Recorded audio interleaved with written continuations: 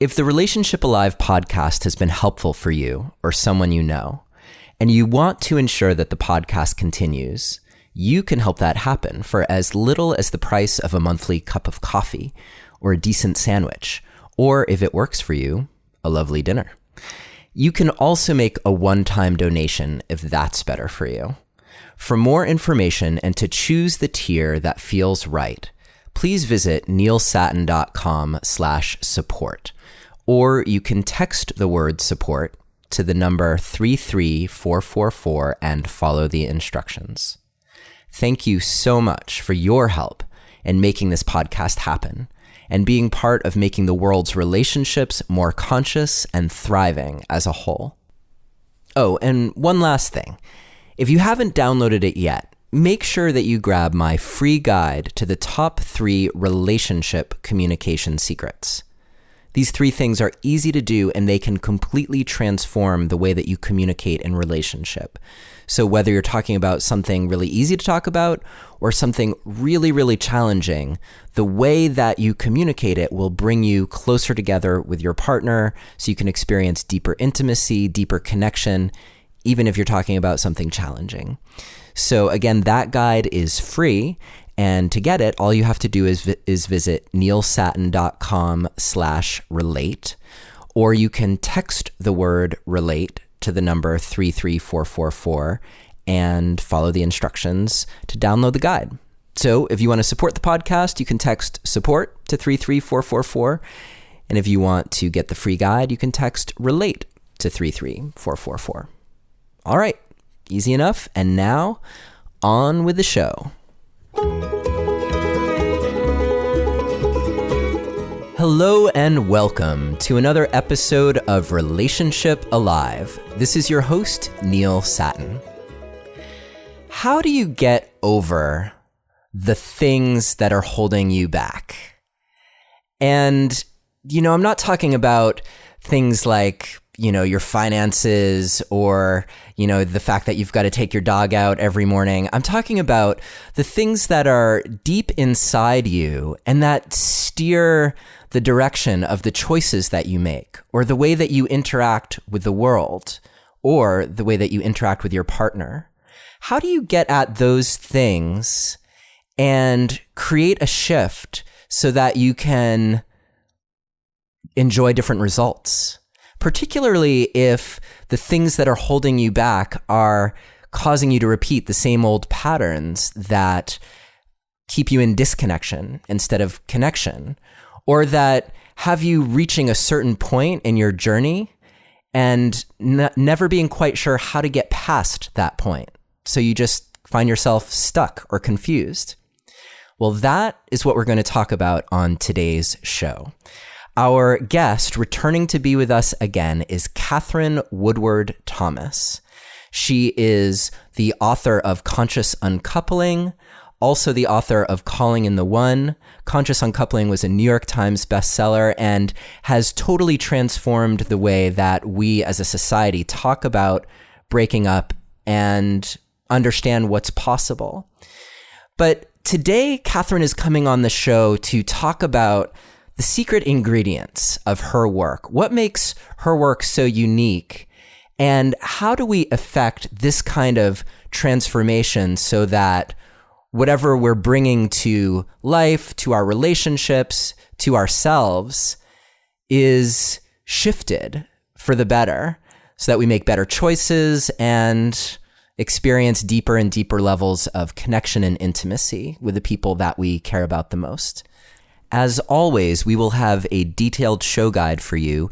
You can get that by visiting neilsatin.com/KWT3 or texting the word passion to the number 33444 and following the instructions.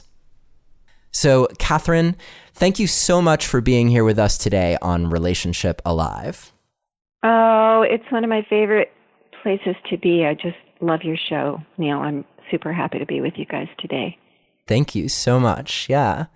So, Katherine, your work has a reputation of being extremely transformative and powerful, and often within a relatively short period of time. So I'm wondering what do you focus on that helps people transform so quickly and so much for the better? Oh, thank you, Neil. Well, I've been working kind of in the trenches with people who are suffering from a broken heart or a chronic pattern of deep disappointments in love, one right after the other. Mostly the people that I've been working with have been, I like to say, sitting on the cushion and the couch for many years. They're not newbies to personal development or to spiritual development, and yet these painful patterns happen in intimate relationships over and over again. And particularly when one is suffering from a breakup, which is what we focus on in the conscious uncoupling work, there's the typical grief that someone is suffering and going through that really cannot be helped, because we will all feel sad at the end of a primary partnership or an intimate love. But there's this other component, which is the insult that it is to our identity and the despair that it can trigger, because it's yet another piece of evidence that love doesn't go well for us, or that we'll always wind up alone, or that no one chooses us, or whatever that old story is. So both in the conscious uncoupling work and in the calling in the one work, I think one of the reasons why people have such profound breakthroughs so quickly in both teachings is that we tend to go to the underlying core of the patterns that have been happening. And in conscious uncoupling, we call it your source fracture wound, which is the original break in your heart, and recognizing that what just happened between yourself and another and the disappointment that you're experiencing is not new, that it's part of an ongoing pattern that started long, long ago, and we go right back to what that original break in your heart was, the original break in belonging, and what that then was interpreted as by you. So what the core beliefs that formed in response to that disappointment. So if you had a narcissistic mother, it might have been like, I'm invisible, and no one really cares about what I feel and what I need and how I see the world. And it's even dangerous to try and presence my own feelings and needs, because I get punished for that. Or if an experience of, if you had a father who was abusive, it might have internalized as, I'm not safe in this world, and other people have ill intent, or other people are going to, harm me at any moment. They're not trustworthy. And life is precarious. Love is precarious. Safety is precarious. So there's a way that we form a self-sense in relationships to what's happening between ourselves and others. And so it's the way that we're interpreting our experience that becomes a re-wounding. And there's this whole thing that says that when we get into relationships with people that kind of recreate old patterns, painful patterns from childhood, Freud called it the repetition compulsion, so it's not anything new. We've been aware of this for over 100 years. And there's this whole theory in psychology, and I'm a psychotherapist, and I think a lot of us are kind of, poking holes in some of the theories that we've come to accept as norm, but this whole idea that when we duplicate old painful patterns, it's because we're trying to heal. And I think on some level that's true, but to me it's actually more true to say that we're duplicating old painful patterns because we lack the skills and development to do it any differently than we're doing it. And we don't know how to navigate our relationships to the highest potential that they hold for happiness and well-being. And we're working with the same principle also in calling in the one, because wherever people are centered in themselves around their belief systems about love, wherever we are centered, and usually these belief systems form when we're very young, but wherever we're centered in ourselves as it relates to love is where we are generating our lives from. And we tend to show up in ways that tend to duplicate or pull on others to replay that story out over. And this drives us crazy because, we're tender. We don't have the capacity to go from heartbreak to heartbreak to heartbreak, or disappointment and love to disappointment and love. Why is no one ever choosing me? Why does no one ever seem to want me? How come I always wind up alone again, no matter how hard I try? And so we get down to the center of it. There's a lot of behavioral interventions. You should do this when he says that, or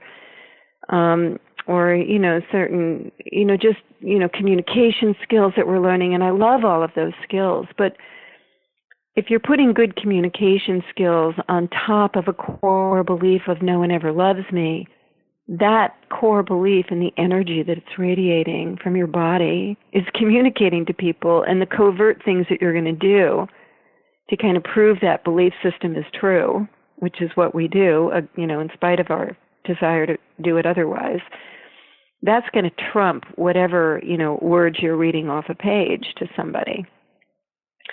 So we're generating our own experience all the time, and I think the thing, Neil, that's been really kind of unknown and mysterious to us is how that's happening. Because I know that all of us are trying very hard to do it differently, right? But you've had an experience of this too. I mean, this is how you have created your beautiful relationship with your bride-to-be. I know, and I wonder if would you be willing to share that story a little bit? Sure. Yeah. And, regular listeners on the podcast, you've heard parts of this story before, and you know that I've been through Katherine's Conscious Uncoupling coach training. So, but I'm thinking back to when we were working on discovering a source fracture wound. And, if I may be a little vulnerable here, I remember getting up in front of the other coaches in training in our, when we were all together out in Los Angeles, and speaking to this core belief that I had that I wasn't lovable. And what it felt like to really get inside of that belief. And if you had come up to me on the street and said, "Hey, do you believe that you're lovable?" I would have said, "Yeah, of course." That wasn't operating for me in any way where I could have just put my finger on it. It took a little digging to get there. But once I felt it and realized what the world looks like from the eyes of I'm not lovable. And then once we switched that to, and I'm having trouble remembering exactly what it was, because for me it's formed and reformed over and over again since that moment, but something like I am love, I embody love, and I have so much love to give the world. And I'm a treasure to life. Suddenly, the way that I even experienced the people around me in that room, and certainly when I came back from Los Angeles with Chloe, and she and I have had several transformative moments like that where the whole landscape has just shifted. But I felt the power of being in relationship and seeing how I was perpetuating that old story, that old belief unconsciously, but it was coming out in my actions, and suddenly everything looked very different, and the kinds of choices that I could make coming from a place of experience of my own value, an experience of, like, for me, an infinite wellspring of love within me, which I honestly try to bring to this show as well. Suddenly everything looked really different. It's amazing, yeah. Right? It's like going from a black and white world to a color world. Yeah. When you wake up out of the trance of the old story, I call it the true you awakening, where you just wake up out of that story and you see that it was the story that you formed when you were young. Could you trace back the age of the self that you were when you created that I'm not lovable story? Yeah, that was a really young me, and I had probably was being punished for something, something perfectly normal for a 4-year-old kid to be doing. Right. And but I love my parents, but some of their choices were not choices I would make as a parent. And even saying that, I'm sure that I'm messing with my kids, and there'll be some conversations we have to have, 20 years from now or whatever. I know. I watch the beliefs forming in my own kid, and I try and course correct them. Like, no, don't go there. Yeah. Because that's the thing about being conscious, is that we get to pass that on to our kids. But I still see that she has some of them. It's human. It's human for us to form these ideas about ourselves. I love what you said before about you had to really dig to get there, because you had these ideas already. And I think every single person here with us today has ideas about what some of those beliefs are. And one of the things that I want to invite us all to do is to realize that beliefs are actually held in the field of the body, in the energetic of the body, and they're not really in the brain. So we have these ideas about, oh yeah, I have this belief like I'm not lovable, or that I'm not good enough, or that I'm, not worthy. But what do you want to do to really find what the actual belief is? And we call it, the source fracture wound, and the source fracture story about yourself, others in your life. In conscious uncoupling, we call it your false love identity in the Calling in the One work. And you want to imagine, close your eyes for a moment and imagine that whatever your painful pattern in love is happening, or the breakup that you just went through is happening, and just feeling it in your body. Where do you feel it? Usually people feel it in their heart, like a heaviness, or in their solar plexus, like it just feels like a knot, or like a swirling sickness in your tummy. So you just want to connect with that and welcome those feelings, and let that part of your body tell us the story. I am, or I am not, or others do or don't. And usually it's like the anticipation of how others are going to feel about you. So I'm not lovable. Other people don't really care about me. They don't really love me for who I am, really. They only love me because of what I can do for them, maybe. Right? And the world is hard and kind of empty inside of that story. And so, so whatever that story is, and then you ask yourself, how old is that part of me? And you start to realize that this was a story that you created long, long, long ago. And as Neil was alluding to, he was talking about, I am a treasure unto all of life. I am, deeply loved. I see evidence of being loved every day. One of my favorites for the I'm not lovable Neils, I am deeply loved by all of life, and I see evidence of how life loves me continually. Because it shifts your focus to say, oh yeah, by the way, I had food to eat this morning, and I live in this great place, and I have good friends, and wow, and I have this really cool job, or whatever it is. When you start looking for the evidence of how life loves you, you see it.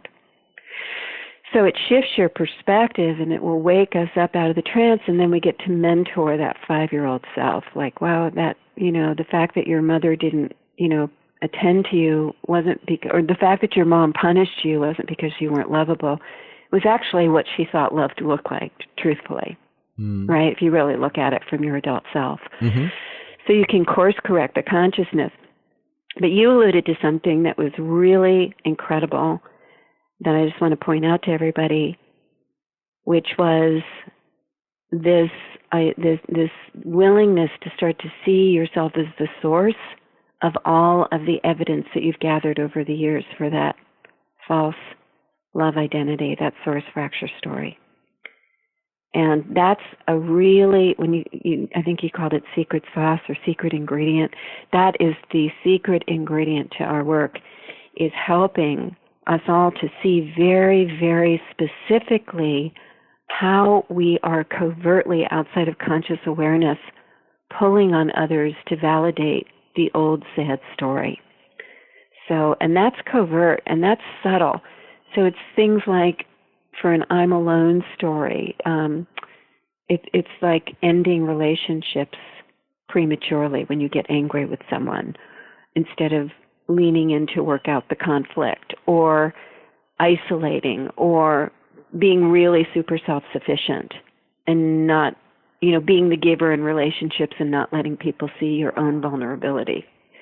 Or if it's an I'm not wanted, deep false belief, source fracture story, then it's kind of noticing that inside of the assumption that other people don't want what you have, you're kind of aggressively in their face, so they have nowhere else to go but back up. So there are these really subtle kind of things that we do that then give us evidence for the aloneness or the lack of worthiness or lack of safety. For someone with an I'm not safe core identity around love, very often that person will be extremely quick to be defensive, which creates a lack of safety for someone else, and then they start acting defensive. But the thing about it is that we always feel like it's the other person doing it to us. We feel like we don't see how we're causing it. So in our work, we help everyone to see this is how it's happening through you. We kind of unpack the mystery. And we're waking people up to the deeper truth, and then we're actually identifying the new ways that you would need to be showing up to have a different experience. So, for example, someone who has an I'm alone, instead of just, taking your marbles and going home when you're upset with someone and distancing from them, you find a way to lean in and work it out with them. Well, that might not be something you know how to do because maybe you never saw it before. And so what you do instead is you identify the particular skill that is missing. So in this case, conflict resolution.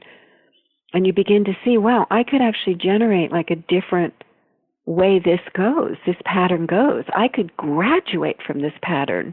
I could get to a point where this old story kind of disappears because I've so left it behind. I've grown beyond it. Most of the things that we do that create toxicity and disappointment for us is something that we kind of learned to do when we were young as a strategy to be safe, right? So it feels like safety. So one of the things that we have to do to graduate is identify these new ways of relating, identify the specific skills, which, by the way, can be as easy as reading one book. Right, so we're tap dancing around these missing skills for years, creating suffering for ourselves, where when we identify it, we listen to one podcast of yours and it's handled. Right? Right. Like how do you let someone love you? Right, so there's like a skill set to that. Well, you have to, be connected to your feelings and needs, and you have to bring it out in a way that is soft enough and vulnerable and not defensive so that someone can find their way into your world and begin to extend their love to you. It might be that simple. Where before, inside of the idea, I'm not lovable, there's always this defense against being disappointed by others. Or there's always like, I'm just going to love you enough for both of us so there's no room for someone to love you back. I don't know what your particular mechanism was, but I know that for a lot of people, that's the mechanism for I'm not lovable. Yeah, I think for me, it meant that everything was imbued with this subtle fear that I was going to fuck up, basically. And then, Chloe or whoever, because I had partners in the past, would pick up their cards and go home, and so I was always kind of playing, the best offense is a good defense or something like that. I was always playing defense, but in trying to keep my safety shorn up all the time, it was short-circuiting the flow of love that it requires vulnerability in order for that to happen. So that is so beautifully said. So you were trying to be perfect. Yeah. Right? So they would love you. And now what we know is that we love each other because we're imperfect. Yeah. Yeah, so great right? skill for you listening, great skill is compassion in the face of your partner's and your own imperfection. That's a really crucial capacity in relationship, is to be able to go to your compassion instead of going into your trigger, which is what generally happens. Mm-hmm. So the being vulnerable part for you was the risk you had to take, which, took a lot of courage when you started to do that. Yeah. Right. And I'm curious from your perspective, if you're someone who's either gone through a breakup, so you're single and doing this work, or you're single and looking for love, so you're single and going through this work, then you're going to do these shifts, and that is probably going to change the nature of who you're even attracted to, or maybe. Oh, definitely. Right. Definitely. When you're right. So when we're creating our own lives, which then validate where we're centered within ourselves, whether we're in this source fracture story or whether we're centered in the deeper truth, we're going to behave differently. And either we're going to navigate our way to the higher potentials of that relationship, or we're going to go spiral the potentials downward to then validate the old story, or we're going to choose people who will predictably act out the old story. And I think when we're centered in the truth and living life from there, and that's the predominant center, what ends up happening is we actually lose interest in the old, dramas that are predictable, and we become interested in more healthy people. Yeah. I've seen this capacity in my own relationship. I'm curious from your perspective, for listeners who are in relationship, how can we offer them some hope around, you didn't just make this poor choice from this position of your core love wound, and now you're screwed unless you choose someone different. What's possible for them? I think that's great. I love the question. And actually, it's the book that I'm gestating, I think, how understanding our core beliefs and the core filters that we're trying to have a relationship through actually can wake us up to have a great relationship. So it has to start within, in terms of someone really waking up out of the old trance and then seeing yourself as the source of the breakdowns that are happening between yourself and your partner. And very often that's a big spiritual practice, because it will occur to us like it's the other person. That's just human. And unfortunately, when we're victimized by someone else, there's really no growth and development in a way that's going to really catalyze a huge difference. I think a lot of us are doing work on top of victimization, like, well, it's this person's fault, so and so, my growth is that I need to just put my foot down and leave, and that's what self-love looks like. Well, it might, but unless you actually see how you are the source of that, harmful dynamic that's happening between yourself and the other person, you're likely to just create it again with someone new. So we want to go deeper, and we want to give up being a victim, and we want to start to reflect upon ourselves as the source of our experience with that partner. And one of the ways we get stopped, Neil, in doing that is that we go right to, like, what's wrong with me, or how come I'm so screwed up, or, why doesn't anyone ever love me? These are all kind of victimized, disempowered questions that are not going to lead to growth. A question that might lead to growth, true growth in relationship, is, okay, so how am I giving my power away to my partner? And what can I do to reclaim it? Or how am I treating myself in ways that have kind of trained my partner to treat me this way? Right. So when you start to do this kind of depth work, you shift it within yourself, and then you can have a very honest conversation with your partner. And if you can take self-responsibility, you can very often put the relationship on a different track. So, for example, instead of saying to the person, you treat me like crap, and you need to cut it out. You might say, you know what, I have ways of treating myself that are very disrespectful. And maybe you give some, I do this and I do that and I see I do this. And I think I've really trained you to be disrespectful to me. And I am changing that. And so from now on, I'm going to be, treating myself with a lot more respect. And I ask that you really be conscious to do the same and not just kind of go unconsciously, reflect back to me the old story, the bad story. So I could even see, yeah, I could even see you're enlisting your partner almost as an accountability partner. Like, so can you hold me accountable for treating myself with respect? And exactly. And when you find yourself treating me with disrespect, can you track it back to what I just did that elicited that from you? Mm. So now you become evolutionary partners. Yeah.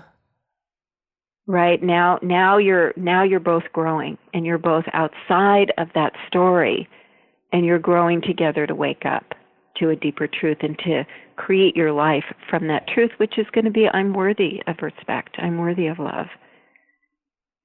We all want to get to the point, Neil, where our relationships, our intimate relationships, are healing. And yes. they're a source of safety and trust, and where we're growing together, and we're not just tap dancing around the wounds. Yeah, I mean, that's the focus of this show, really, is that how we evolve our relationships so that we can support each other like that. Both, in the moments of joy and bliss and, all those amazing things that can happen. And as you encounter those painful seeds of like discontent, how you take them on in a different way right there and then in the moment that creates healing. So the interesting thing that happens for people when they do, and basically I've just described what you and I are talking about, is this 5-step process to evolve beyond your source fracture story. And the source fracture story, by the way, in a breakup is not hard to find, because normally when somebody breaks up with us, if someone is rejecting us, we will internalize that with a whole story. And it's like right there, like, oh, alone again. Or, gosh, why am I, never chosen? I'm always the one who's not wanted. Or, so that story is just right there. I'm not good enough for that person. And usually, when we really unpack it, we can see that there's a belief about ourselves and a belief that we project onto others, like how others will feel about us.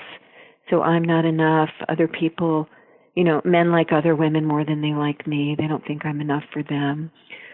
Or I can never do enough to prove my value, which is maybe the belief about life, So we're kind of swimming in this whole matrix of beliefs. And so we want to name that very clearly as one of the first things you said. And we can do that by dropping down into our body and letting the pain in our bodies name it. And I find, sometimes there's like 3 or 4 things. I'm alone and I'm invisible and I'm not good enough, and and you want to choose the one that feels the most painful, like you just hit the nerve, the one that can actually bring tears to your eyes, and work with that one. And then you want to unpack, the second part of that is to kind of, and you want to see the age of that self too. And extend love to that part of you that's feeling that way and that's holding that painful story. And then you want to unpack how that story has been happening through you and how you've been convincing people, for example, that you're not good enough. How you've been kind of organizing your life around gathering evidence for this story. Sometimes it's very pervasive. If you have an I'm alone, very often people with an I'm alone end up working alone from home, being an entrepreneur where they're just kind of alone and all the time, or they live out in the woods, or, and work from home.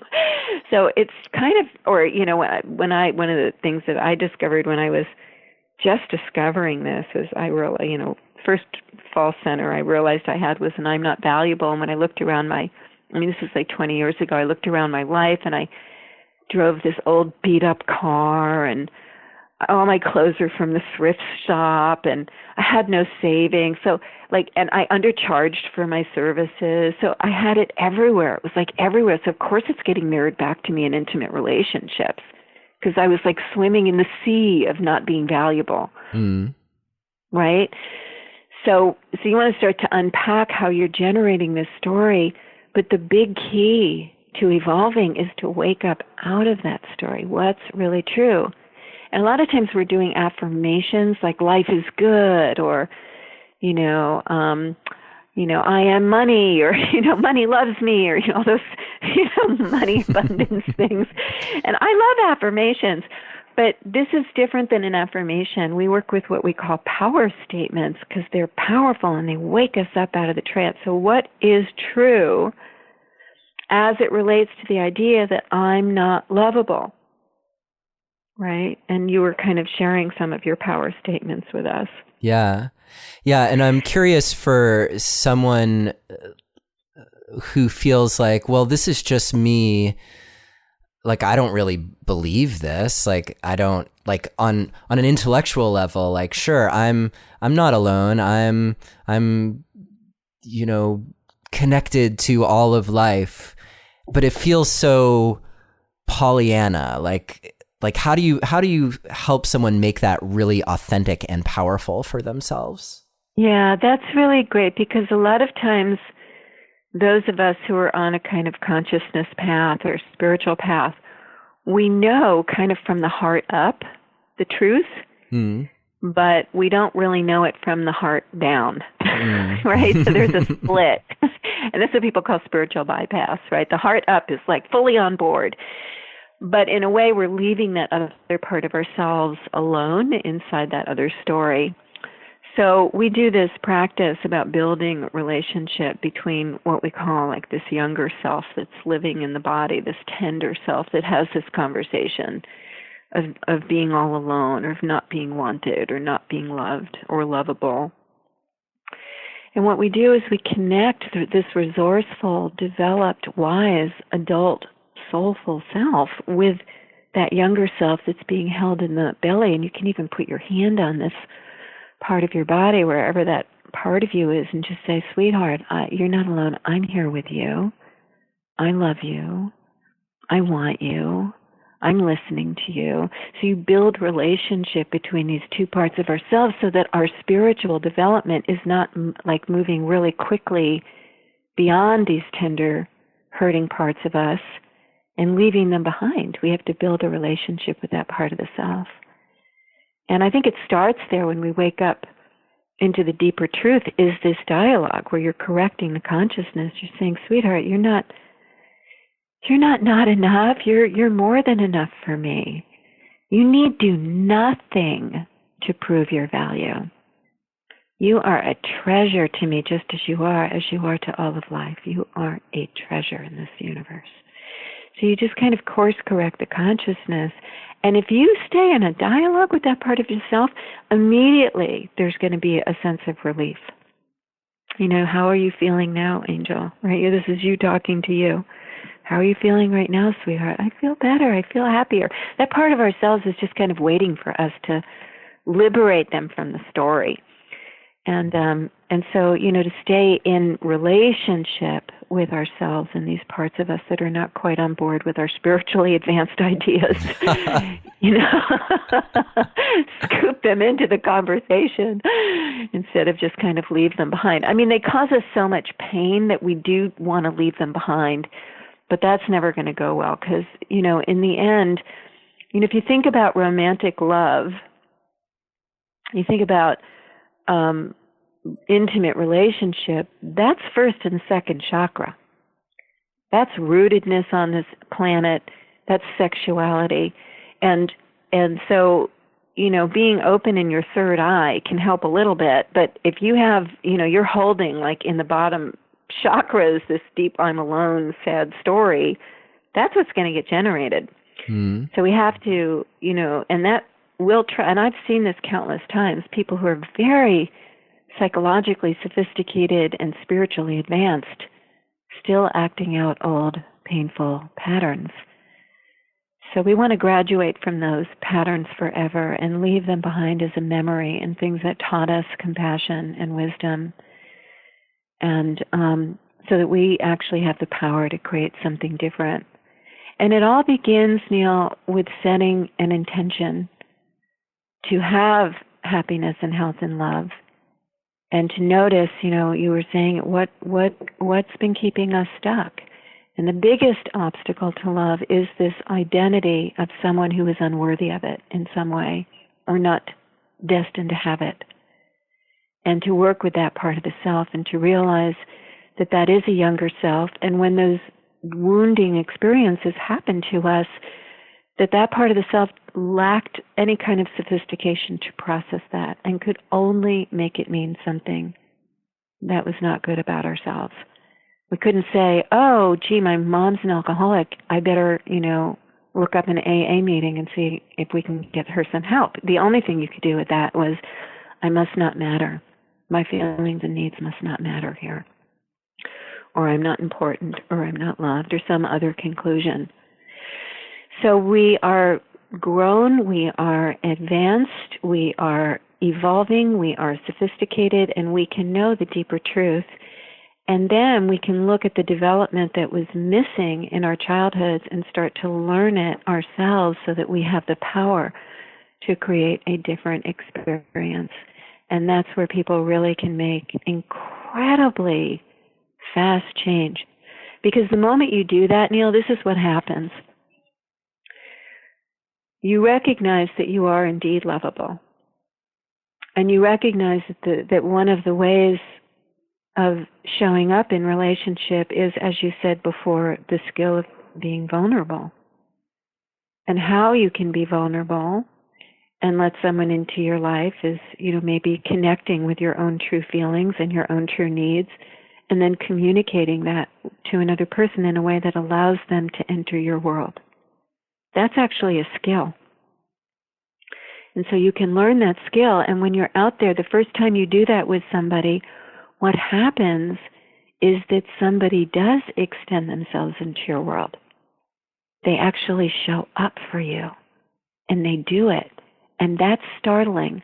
So instead of spending 20 years analyzing, when you felt unlovable, why you felt unlovable, what someone did to you, how you felt about that, all of this kind of, processing, which on some level is very helpful. So I'm a therapist. I'm not going to put therapy down. I love therapy. I'm part of, my journey has been many years of therapy. However, graduation can happen actually very quickly, because when you have the other person show up in the way that would actually validate the deeper truth of your worth and how lovable you are, it changes you, because beliefs are actually relational. They were formed in relationship with someone else, and they are healed in relationship with others. And we've been trying to get that healing from the outside in without shifting ourselves first, not realizing that no one can actually show up for you in a way that you're not showing up for you.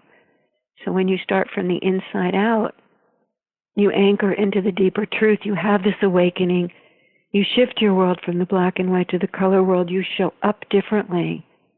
Then you're going to have these experiences that truly do heal you and evolve you and graduate you forever from that old painful story in love.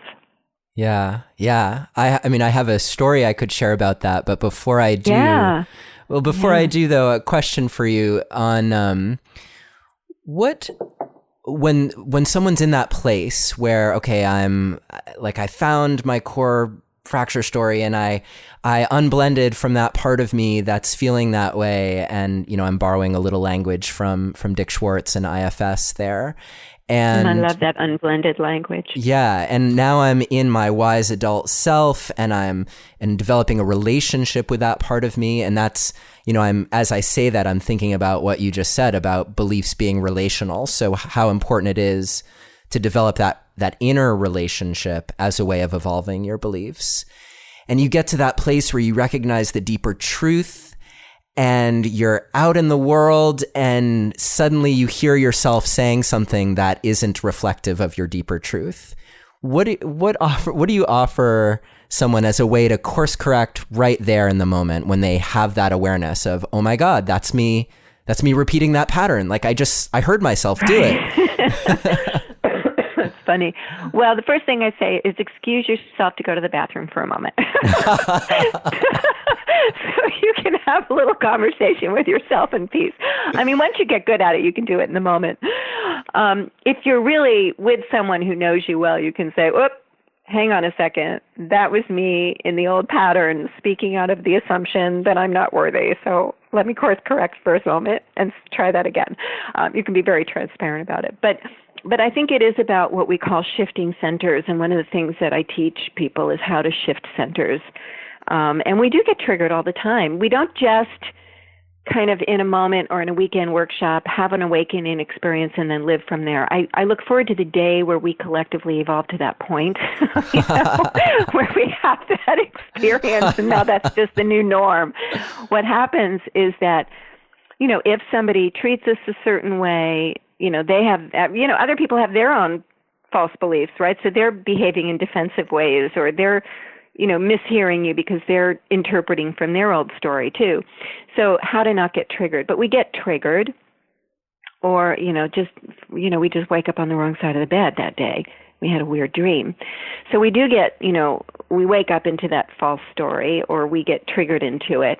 And it's learning how to take a deep breath and to notice your own consciousness and the own assumptions that you're centered in, and course correct yourself and get into the deeper truth again. Even if you can't feel it, the value of having done this work is that you kind of know it now. So even if you're not feeling it, you can stop yourself, take a deep breath, and go back to the new practice, and until you do feel it. But it's working with a high level of self-awareness, and that is a particular practice. And then showing up differently, making a different choice to show up differently. Yeah, we practice that. We've talked about on the show a lot about how once you are hijacked, or my latest favorite phrase is once you've gone limbic, that there's all bets are off at that point. So I love your strategy of giving yourself a timeout if necessary to come back online. And when you're back online, you're already, you've shifted where you operate from in terms of your entire physiology. So you're going to be much better prepared to come from that wise adult self than when you're being ruled by, your primal brain, basically. Well, and there are things that, studies show that we can do to get from the limbic back to the cortex part of the brain. And one of them is affect labeling, is what psychologists call it. It's basically just taking a deep breath and just saying to yourself, what are you feeling right now? Mm. And mirroring back the feeling. I can see that you feel, really upset. I got it. What else are you feeling? I can see that you feel threatened. Got it. What else are you feeling? I can see that you feel unloved. Okay, good. Now we're there again at the story. So now okay, that's the I'm unlovable. That part of you is for, sweetheart, I'm here. All he or she just did was this. And it doesn't necessarily mean that you're not lovable, that they don't love you. And even if that person does love you, I'm not defined by that person. They cannot love me and I'm still lovable.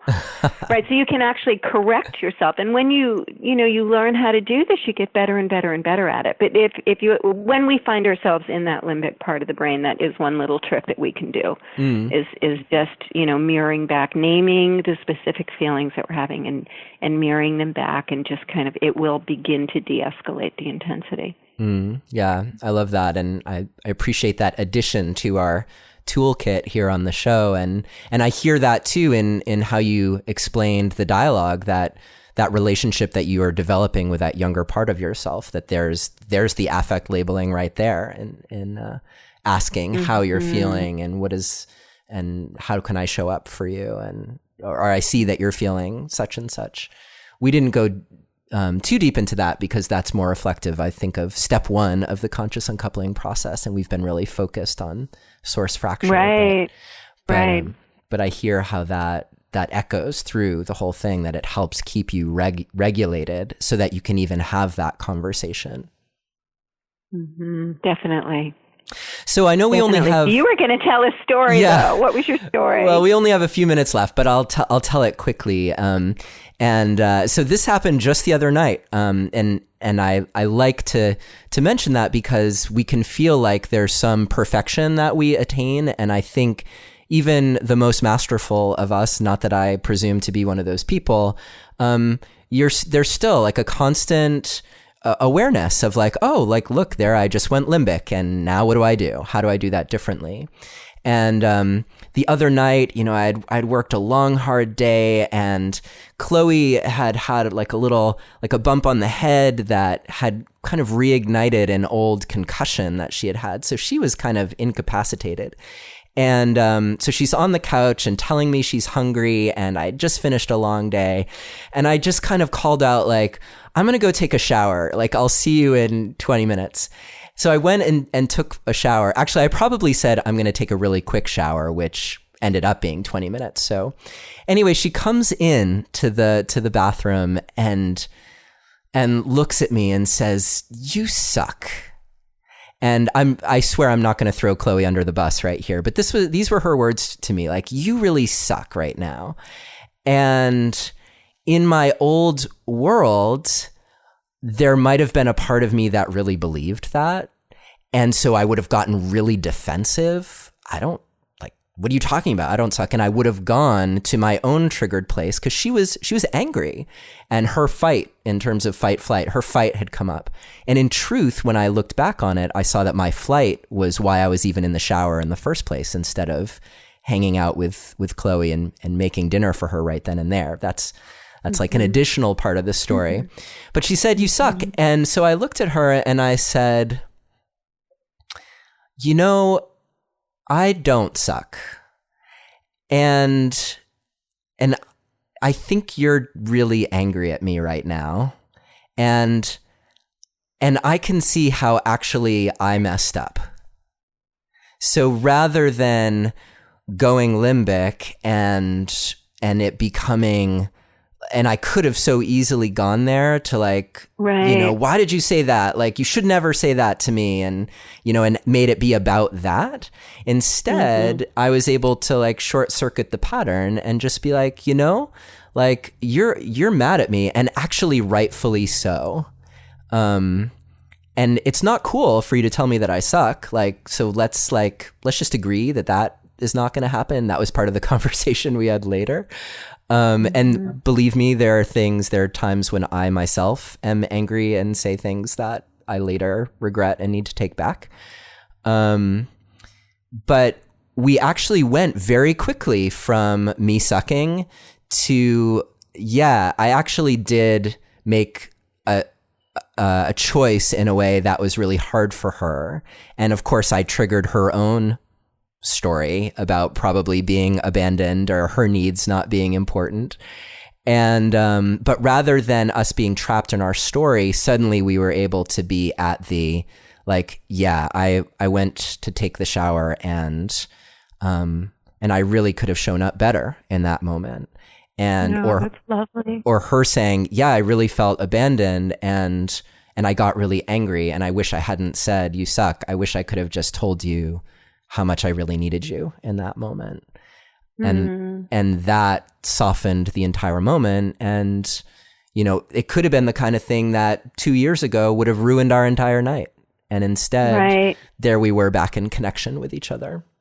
Yeah. And I think, when you say ruin your entire night, I think that there's, a certain amount of money in the bank where if we keep borrowing money out of the bank with comments like that and then escalating into fights, it begins to really undermine love for the long term. And so you put money in the bank, you actually turn that around so money went into the bank because you used it to deepen understanding between you and to heal each other in that moment. And that's just incredible. It's a beautiful story, Neil. Thank you. Really beautiful. Yeah, and those are the moments that I wish for all of you listening, that not that you never experience conflict or one of you going offline, but that you experience what it's like to be in it and have the shift that we've been talking about in this whole episode. Yeah, and the whole point of, kind of unpacking this when you're having a breakup is to be able to do things differently next time, because you have a greater level of consciousness and you can really graduate from the old patterns if you use the broken-hearted experience to break open, to really grow in ways that you'd never grown before. And that's what we kind of shepherd in that 5-step process. Well, it's funny because this is a 5-step process in step 3, but we actually have 5 steps to the entire conscious uncoupling process, which I think we talked about in another program. So if anyone's interested, they can go back and listen to that particular program about the whole path. But we wanted to go deeper on this step 3, break the pattern and heal your heart. And this is how we break the pattern. Yeah. But can I tell people about the coach training that's coming up too? Absolutely. I was going to ask you exactly how can people find out more about you, about your work, and what in particular is happening right now that people might want to know about? Well, thank you. I mean, anyone can go to KatherineWoodwardThomas.com, whether you're interested in calling in the one or conscious uncoupling. There's things on both, and actually I'm just going to be launching something called the LOL Daily, which is a daily practice and instruction that's going out to people so that we can all continue collectively to evolve our capacity to love and be loved, and that's just a free offering. But what I'm super excited about in this moment is the coach training for conscious uncoupling, which you've been through, and you actually helped me to produce in the last time we had a coach training, because you were here, by my side doing a lot of the heavy lifting with me. You were amazing. So we're forever bonded for that experience and how generous you were. And but the coach training is a 6-month training. It is, I think it's where my deepest investment is in my partners that I create in the training. I love to share my work, and even with people who have never been coaches or therapists before. So we have therapists, we have attorneys who come in who want to do help their clients to consciously break up and divorce. We have coaches so that people can form a niche in one area of specialty, which is actually very helpful for many people to launch practices, and also who I call lay people who've done other things. Maybe they've been massage therapists or healers or hairdressers, or, but the process of conscious uncoupling is so specific that I've been able to teach it to people no matter what their background is. So anyone who's interested in that, if you go to KatherineWoodwardThomas.com, there's a link to the program information page for the Conscious Uncoupling Coach Training right there on the upper banner. Great. And if you happen to listen to this episode sometime in the future, your coach trainings are happening all the time, right? So, well, once a year we do either, right now, I'm not sure if this is going to last, but right at the moment we do one coach training a year, and we alternate between conscious uncoupling and calling in the one. So this is our year for conscious uncoupling, which is 2017. And then in 2018, we'll be training coaches in calling in the one. And I just want to take a moment first to say you're so welcome. And it's such a pleasure to know you and to have participated in that coach training, and just to continue to know you and your work, and to watch it grow and develop. And one of the things that struck me so deeply, particularly in your training, was just how universal it is. And it's why, like, this conversation today really applies no matter where you are in terms of your love life. I think anyone can pick up conscious uncoupling and process a past breakup, or use it to process grief, or simply go through the steps just as a way of evolving themselves to a new place. So while it may sound like, oh, it's totally geared at people going through breakups, and it is on some level, at the same time, there's so much in there that's, I think, universally applicable. And I'm tantalized at the thought of the new book that you said was gestating as well. Yeah, thank you. Yeah, I think it's very exciting to start to kind of unpack how the transformation of identity process that I've been developing over the last dozen years is going to create new possibilities for love in existing relationships. I'm really excited about that too. Awesome. Well, Katherine, thank you so much for being so generous with your time and your wisdom. And it's been such a great experience being with you today. As a reminder, if you want the show guide for today's episode with detailed show notes, you can visit neilsattin.com/KWT3. That's short for Katherine Woodward Thomas, KWT3, or you can text the word passion to the number 33444 and follow the instructions. And we'll have links as well to Katherine's site and her, so you can find out more about the Conscious Uncoupling coach training and all of her work. And Katherine, thank you again so much. I look forward to having you back at some point in the future. Oh, thanks, Neil. I look forward to it. Thanks for being with us, everyone. Thank you, everyone. Take care.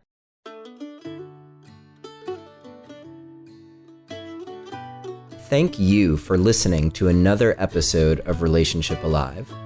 If you like what you've heard and want to make it easier for other people to find out about us, please take a moment to subscribe to our podcast and to rate and review us on iTunes. If you have questions or comments or want to continue the conversation, you can always join our Relationship Alive community Facebook group. And for more information about today's episode, visit us online at neilsattin.com/podcast. Or you can always text the word passion, PASSION, to the number 33444 for more information. Finally, do you have a burning question that you're hoping we can have answered here on Relationship Alive, either for a future or past guest? Let me know and I'll see what I can do. Take care and see you next time.